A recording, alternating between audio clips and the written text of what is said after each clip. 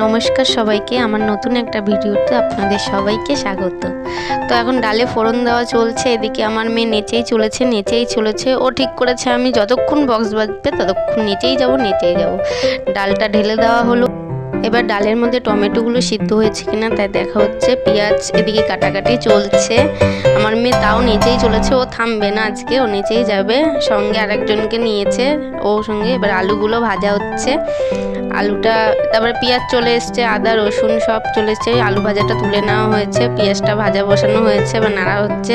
পেঁয়াজের মধ্যে রসুন আদা সব দেওয়া হয়েছে। এবার চিকেন চলে এসছে, চিকেনটা দেওয়া হয়েছে, টমেটোগুলো দেওয়া হয়ে গেছে, লঙ্কা বাটা লঙ্কার গুঁড়ো সব দেওয়া হয়ে গেছে, জিরের গুঁড়ো দিয়ে নাড়াচ্ছে। এদিকে সবাই নাচছে, আমার মনটা তো নাচার জন্য একদম পাগল হয়ে যাচ্ছে। কিন্তু যেহেতু আমি একটু টাকা কম দিয়েছি তাই আমাকে কেউ নাচতে দেবে না, ওরা ঠিক করে নিয়েছে। বলেছে তোর একটাই কাজ, তুই শুধু রান্না করবি, তোর কোনো নাচানাচি চলবে না। এদিকে আমি ভাতটা বসিয়ে দিয়েছি, সবাই নেচেই চলেছে আমারও না। আমি এবার রান্না বান্না শেষ করে আসলাম। ভাই পয়সা কম দিয়েছি বলে কি একটু ফটো তুলতে নেই, কি আর বলবো ভাই, দুঃখের কথা। যাই হোক, সবাই বাজি ফাটাচ্ছে, আমি তো আর বাজি কিনতে পারিনি তাই সবাই ফাটাচ্ছে। আমি সেই ফটো তুললাম, তুলে মনে একটু আনন্দ পেলাম যে ঠিক আছে ফটো মটো তুলেছি। তুলে নিয়ে আবার বাজি ফাটিয়ে যাচ্ছে আর সবাই মিলে চিল্লাচ্ছে happy new year, happy new year. আমিও চিল্লামিল্লি করলাম হ্যাপি নিউ ইয়ার। আমি তো আর বাজি ফাটাতে পারবো না। সবাই খেতে দিচ্ছে। আমি বললাম দে, আমাকেও দে। বলল চুপ কর তুই, তোকে আমরা ঠিক দেবো, এক পিস আলু আর ঝোল পাবি। ভাই এত কিছু করলাম, এত রান্না করলাম, তারপরে আমাকে শুধু বলে এক পিস আলু আর ঝোল দেবে। অনেক কিছু করার পরে বললো ঠিক আছে তোকে একটু ডাল আর চিপস দেবো। তারপর ডাল চিপস দিয়েছে, একটু আলু ঝোল দিয়েছে।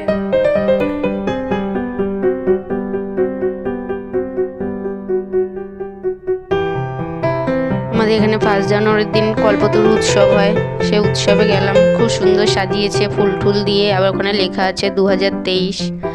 যাই হোক, দেখতে ভালোই লাগছে, অনেক লোকজন, ভিড়ভাট্টা, চারিদিকে ফুল টুল দিয়ে সাজানো, খুব সুন্দর। যাই হোক, ভিড়ভাট্টা থেকে একটু এগিয়ে আস্তে আস্তে গেলাম। গিয়ে ওখানে রামকৃষ্ণদেবের একটা মূর্তি সুন্দর করে সাজিয়েছে, আবার সামনে ফুল টুল দিয়ে সাজানো, নিচে আবার লেখা কল্পতরু।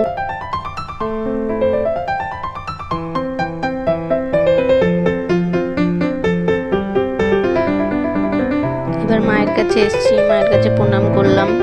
প্রণাম করে এবার গেলাম ভোলেনাথ বাবার কাছে প্রণাম করলাম। বাবাকেও সুন্দর সাজিয়েছে, মাকেও সুন্দর সাজিয়েছে। আবার এখানে যজ্ঞ হচ্ছিল। আমরা আবার পৌষ মেলায় গেছিলাম তখন ছিল দুপুরবেলা। তো দুপুরবেলায় সব বন্ধই ছিল। জানি দুপুরবেলায় কেউ মেলায় যায় না, আমরা তো পাগল। তার মধ্যে কিনতে ভাই দুপুরবেলায় যাই আমরা, যাতে দোকানপাটি বন্ধ থাকে, কিছু কিনতে না হয়। আর কিছু কিনতে গেলে স্বামী বলবে তোমার নিজের কাছে পয়সা আছে, নিজেরটা দিয়ে কেনো। আমার ভাই অনেক কষ্ট করে পয়সা জমায়, মাথার ঘাম পায়, মানে পয়সাগুলো খরচ করতে আর ইচ্ছা করে না। যাই হোক, এবার এখানে ভিডিও করলাম,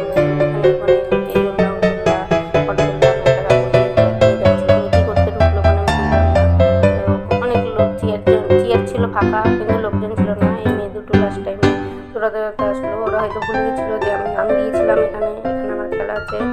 তো যাই হোক, মনে পড়েছে। তারপরে দৌড়াতে এসছে। আসার পরে এখানে কাকুটা অনেকক্ষণ দাঁড়িয়ে থাকতে বুঝলাম না উনি কেন এরকম করে দাঁড়িয়েছে। আর চেয়ার ফাঁকা, উনি কে বসবে না, আমি ওদের দাঁড়াবো শীতে, তাতে আমার কি, উনি দাঁড়িয়ে থাক। তারপরে এখানে একটা দাদু বসে আছে, দাদুটা অনেকক্ষণ ধরে আমার দিকে দাঁড়িয়েছিল যে আমি ভিডিও করছি। দাদুটার কাছে গিয়ে দাদুটারও একটু ফটো তুললাম। এবার চারিদিকে দাদুটা ফটো তুলে নিলাম। তুলে এবার সামনে এগিয়ে যাচ্ছে। এটা একটা জাম্পিং দোলনা, এগুলো তো সবাই জানে, এগুলো নতুন করে বলার কিছু নেই। তারপর চারিদিকে দোলনা, বাচ্চাদের দোলনা বাঁধে। আমি বুঝলাম না এই ছাতিগুলো কেন লাগিয়েছে। ভাই বৃষ্টি হলে তো ছাতিগুলো কোনো কাজে লাগবে না, ছাতিগুলো এরকম করে লাগানোর কোনো কারণ নেই। যাই হোক, এখানে দেখলাম চারিদিকে জিলাপি ভাজছিল। আমার বরকে বললাম একটু জিলাপি একটু বাদাম কিনে দাও। বললো তোমার কাছে পয়সা আছে, তুমি কিনে খাও। কি বলবো আর কি বলবো। দেখুন, মেলায় এসে মেয়েরা বউরা কোনোদিন নিজের পয়সায় খরচ করে খাবে স্বামীর পয়সা দিয়ে, খাবে বয়ফ্রেন্ডের পয়সা দিয়ে।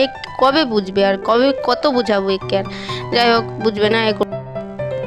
স্বামী কিনে দিল না বাদাম ভাজা একটু জিলাপি। যাই হোক, সেই মনের দুঃখে বাড়ির দিকে যাচ্ছি, নিজের কাঠের খরচ করে একটু বাদাম একটু জিলাপি খেতে ভাই খুব কষ্ট লাগে। অনেক কষ্ট করে মাথার ঘাম পায়ে ফেলে তারপরে পয়সাগুলো জামাই স্বামীর পকেট দিয়ে, স্বামীর মানি ব্যাগ দিয়ে কি করে চুরি করে করে করে করে পয়সাগুলো জামাই সেই পয়সা কি খরচ করতে ইচ্ছা করে বলুন।